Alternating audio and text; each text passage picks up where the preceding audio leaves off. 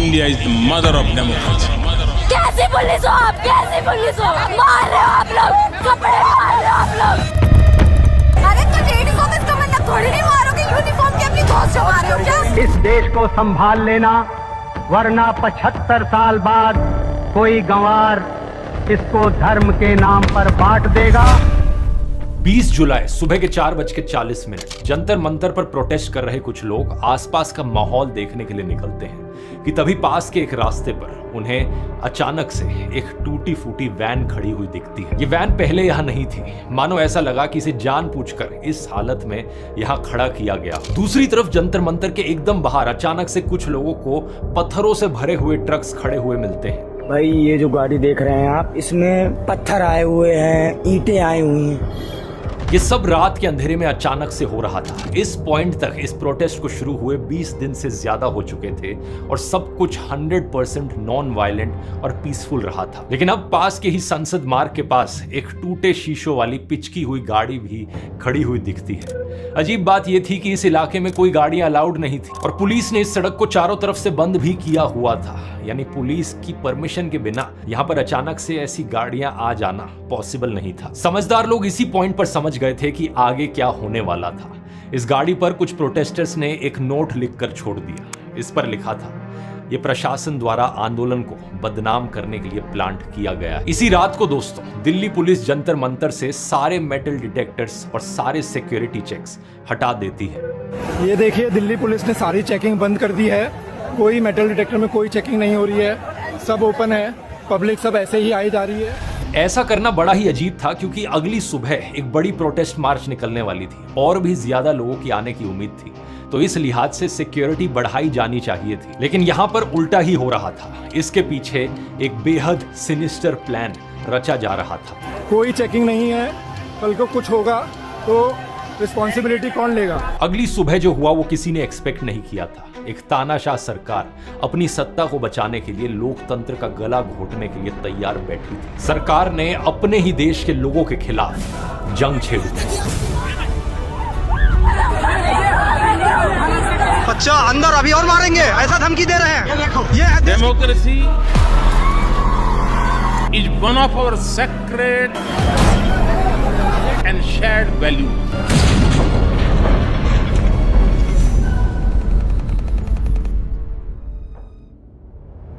नमस्कार दोस्तों, एक छोटा सा रिमाइंडर, इस संडे 26 जुलाई को मैं अगली एआई मास्टर क्लास होस्ट कर रहा हूं। बेस्ट तरीका अपने आप को एआई की फील्ड में अपस्किल करने का। यहां मैं आपको 30 एआई टूल सिखाऊंगा जो सबसे जरूरी है आपके करियर और आपके फ्यूचर के लिए। ये लास्ट चांस है आपका ज्वाइन करने के लिए, लिंक नीचे पिंड कमेंट में मिल जाएगा। एग्जैक्टली किस तरीके से यहाँ देश के यूथ पर, देश के लोगों पर अत्याचार किया गया और इसकी प्लानिंग की गई, इसे बेहतर समझने के लिए हमें थोड़ा सा रिवाइंड करना पड़ेगा। 20 जून 2026 वो दिन था जब कॉकरोच जनता पार्टी जंतर मंतर पर प्रदर्शन करती है और मांग सिर्फ एक थी, एजुकेशन मिनिस्टर धर्मेंद्र प्रधान का रेजिग्नेशन। 1,51,000 मेडिकल सीट था, वो आज बढ़ के 1,08,000 मेडिकल सीट हो गए। सीट भी हमने बढ़ाया। कोई भी आप जरूरत ना करे इस भारत में बच्चों के भविष्य के साथ खेलें या नीट अखबार को लीक करने की ताकत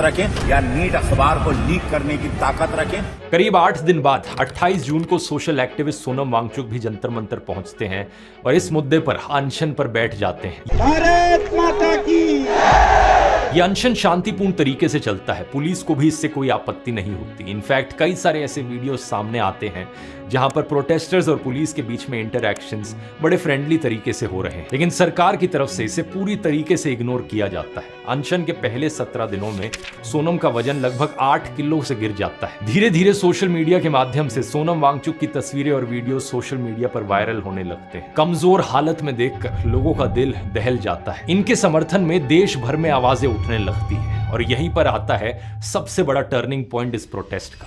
17 जुलाई 2026 होम मिनिस्टर अमित शाह अचानक से दिल्ली पुलिस कमिश्नर सतीश गोलचा को उनकी पोस्ट से हटा देते हैं। यह बड़ा सरप्राइजिंग था क्योंकि कुछ ही महीनों बाद अप्रैल 2027 में वो वैसे ही रिटायर होने वाले थे, लेकिन यहां पर उन्हें इमीडिएटली हटा दिया जाता है। आखिर क्यों? शायद वो इस बात से नाराज थे कि ये प्रोटेस्ट कितना पीसफुली चल रहा था और यहाँ पर कोई वायलेंस नहीं हुआ और जनता में समर्थन बढ़ता जा रहा था। इनकी जगह आईपीएस ऑफिसर अनुराग कुमार को लाया जाता है जो इंटेलिजेंस ब्यूरो में स्पेशल डायरेक्टर थे। 18 18 जुलाई 2026 सुबह के 6:30 बजे, जब जंतर मंतर पर सबसे कम भीड़ रहती है और एक ऐसे समय पर जब अभिजीत दीप के पास के गेस्ट हाउस में नहाने गए हुए थे, उसी वक्त अचानक से दर्जनों पुलिस वाले और आरएफ के जवान स्टेज पर चढ़ जाते हैं और बहुत ही ड्रामेटिक तरीके से सफेद शीट से ढककर सोनम वांगचुक को एक एम्बुलेंस में किडनैप कर ले जाते हैं।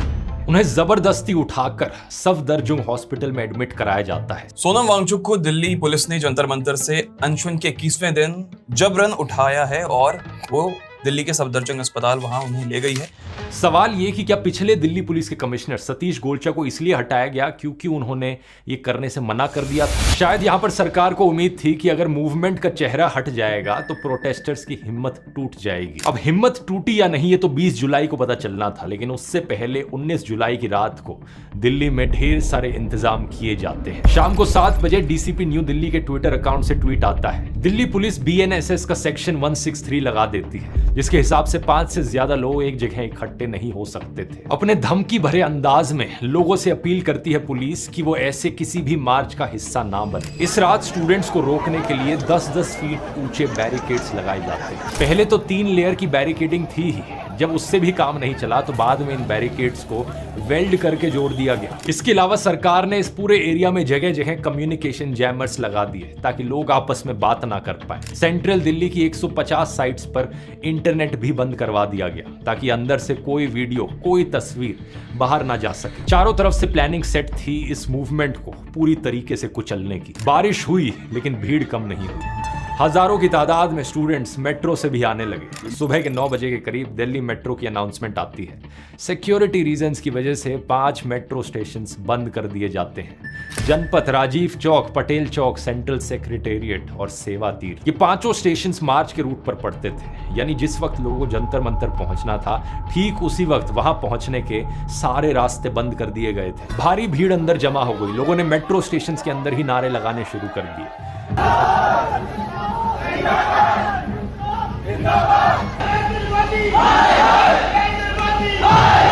और जब सब्र टूटा तो लोग मेट्रो स्टेशंस के बैरियर से कूदकर बाहर निकलने लग गए। लोगों का जज्बा इतना मजबूत था कि 10 बजे तक बैरिकेड्स टूटने शुरू हो गए थे। सरकार की ये सारी तैयारी 2 घंटे में धरी की धरी रह गई और यहीं से पुलिस का रवैया बदल गया। 10:51 मंडी हाउस मेट्रो स्टेशन से जंतर मंतर की तरफ बढ़ रहे सैकड़ों स्टूडेंट्स पर पुलिस अचानक से डंडे बरसाने लग जाती है। ये लोग मार्च में शामिल होने आए थे, लेकिन प्रोटेस्ट साइट पर पहुंचने से पहले ही इनको बेवजह पीट दिया जाता है। 11:05 सफदरजंग हॉस्पिटल में सोनम वांगचुक हॉस्पिटल के डायरेक्टर को चिट्ठी लिखते हैं। कहते हैं, मैं बताना चाहता हूं कि आज मैं बिल्कुल ठीक महसूस कर रहा हूं और मुझे हॉस्पिटल से जाने दिया जाए ताकि मैं मार्च में शामिल हो सकूं, लेकिन उन्हें इसकी इजाजत नहीं दी जाती। इस वक्त तक लोगों की भीड़ लाखों में पहुंच चुकी थी। लोग पार्लियामेंट की तरफ मार्च करने निकलते। जवाब में पुलिस पार्लियामेंट स्ट्रीट पर कम से कम 25 आंसू गैस के गोले दागती है। ये प्रोटेस्टर्स हैं और आंसू गैस के गोले लगातार छोड़े जा रहे हैं। और यहाँ पर कई सारे वीडियोस में आप देख सकते हो कि पुलिस सिर्फ लोगों को रोकने के लिए नहीं है, बल्कि खड़े हुए बेगुनाह लोगों पर भी आंसू गैस फेंकी गई। ये वाला वीडियो देखो, आराम से बैठे हुए ग्रुप ऑफ स्टूडेंट्स पर भी टीयर गैस के गोले फेंके गए। लगभग 12:30 बजे पुलिस ITO का विकास मार्ग ब्लॉक कर देती है। ये ईस्ट दिल्ली को पार्लियामेंट वाले इलाके से जोड़ने वाली मुख्य सड़क है। और इसके कुछ ही देर बाद संसद मार्ग की तरफ से पार्लियामेंट की ओर बढ़ रहे प्रोटेस्टर्स को पुलिस स्टेशन के बाहर रोका जाता है। इन पर भी लाठियां चलाई जाती हैं। ये रैपिड एक्शन फोर्स ने लाठीचार्ज।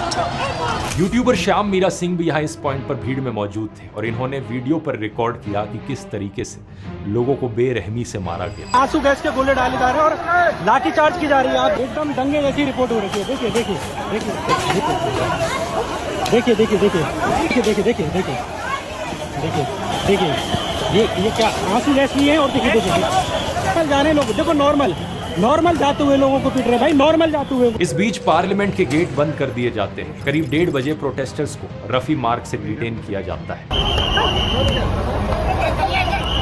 जब यहाँ से छात्रों को भगाया गया तो वो इंडिया गेट के गार्डन्स के पास पहुंच गए और पुलिस ने मोटरसाइकिल्स और वैन्स इन लॉन्स में चलाई।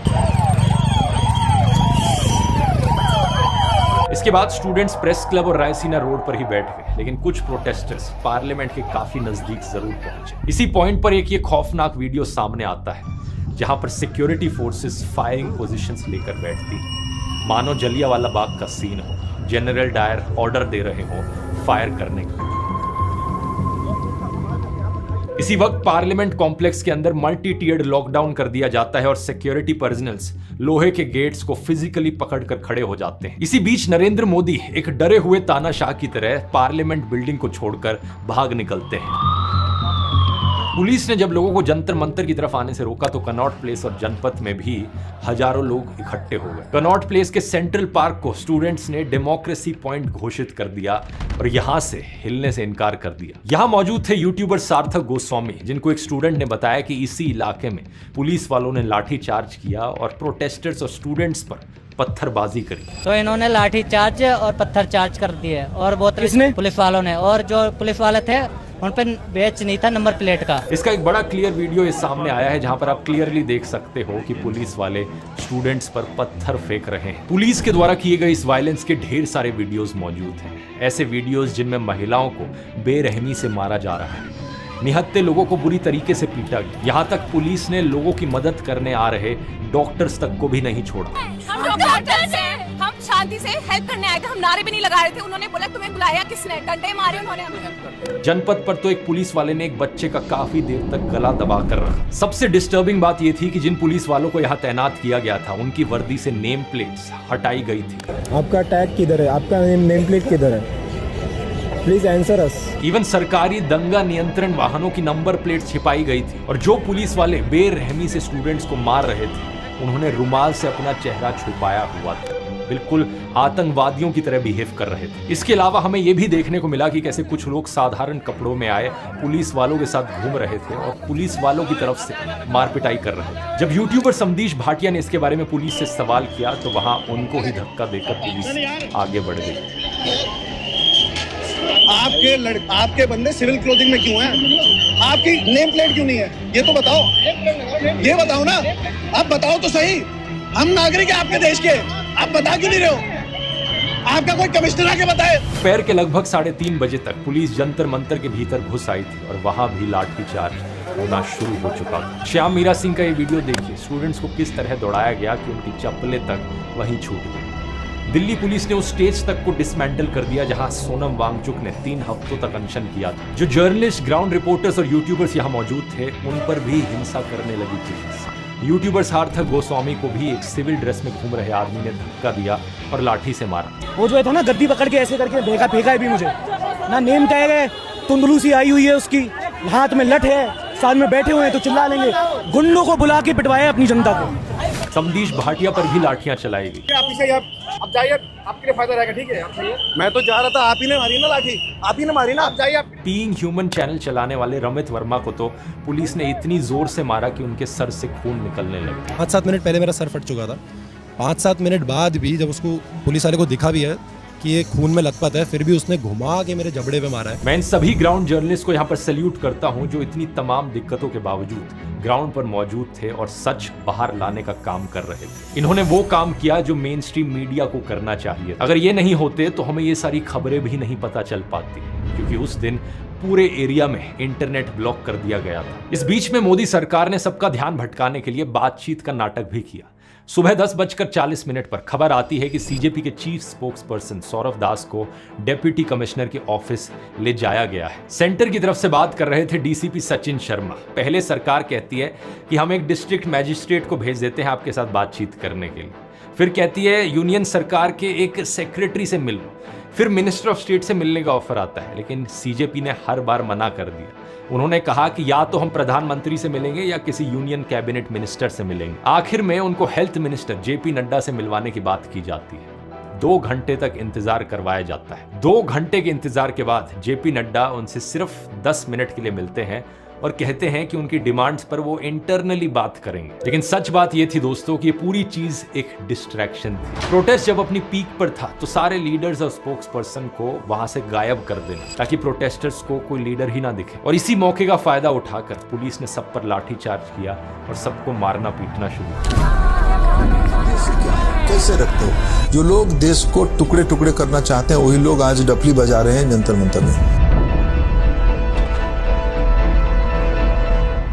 लेकिन सच बात यह है दोस्तों कि सरकार ने जितना दबाने की कोशिश करी उतनी ही लोगों की आवाज उभर कर आई। हमें वो रेवोल्यूशनरी स्पिरिट देखने को मिली जो शायद आजादी के वक्त फ्रीडम फाइटर्स में देखने को मिलती थी। अब ये प्रोटेस्ट सिर्फ दिल्ली तक सीमित नहीं रहे हैं, ये देश के कोने कोने तक पहुंच गए हैं। लखनऊ यूनिवर्सिटी के स्टूडेंट्स ने भी इसी मुद्दे पर प्रोटेस्ट किया, उनको यूपी पुलिस ने हिरासत में ले लिया। इलाहाबाद के स्टूडेंट्स ने भी एक मार्च निकाला, अहमदाबाद में भी प्रोटेस्ट हुए और वहां भी स्टूडेंट्स को डिटेन किया गया। कोलकाता में भी प्रोटेस्ट देखने को मिले, मुंबई के चैत्या भूमि में भी प्रोटेस्ट हुए, बेंगलोर में भी प्रोटेस्ट देखने को मिले, गोवा में भी स्टूडेंट्स के सपोर्ट में प्रोटेस्ट निकाले गए और अरुणाचल प्रदेश तक में भी हजारों स्टूडेंट्स ने मार्च करी। और सबसे बड़ी बात यह रही कि जिस जंतर मंतर को दोपहर के 3:30 बजे तक जबरदस्ती खाली करवाया गया, उसी जंतर मंतर पर शाम होते होते प्रोटेस्टर्स फिर से वापस लौट आए। जो स्टेज टूट चुका था लोगों ने उसे वापस लगा दिया। लाठी से भीड़ हटाई जा सकती है, लेकिन जो विचार लोगों के दिमाग में, जो इनकलाब की गूंज लोगों के दिल में है,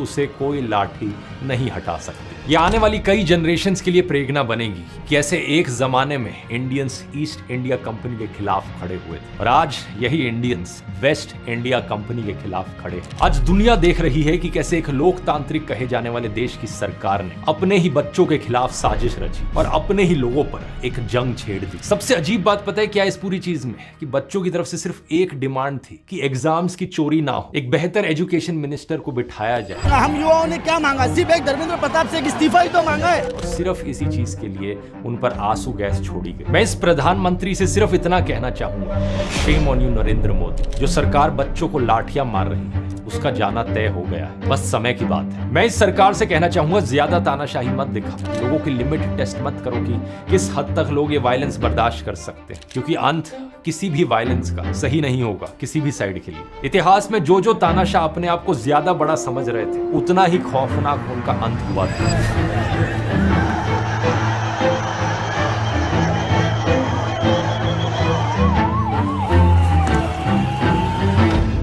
और आप में से कई लोगों को अब ये वाला वीडियो याद आना चाहिए। 2 साल पहले मैंने तानाशाही एक्सपोज करी थी इस सरकार की, आज उसका नतीजा आप सब देख सकते हैं। यहाँ क्लिक करके देखो कि कैसे 2 साल पहले ही हालत बद से बदतर होनी शुरू हो गई थी।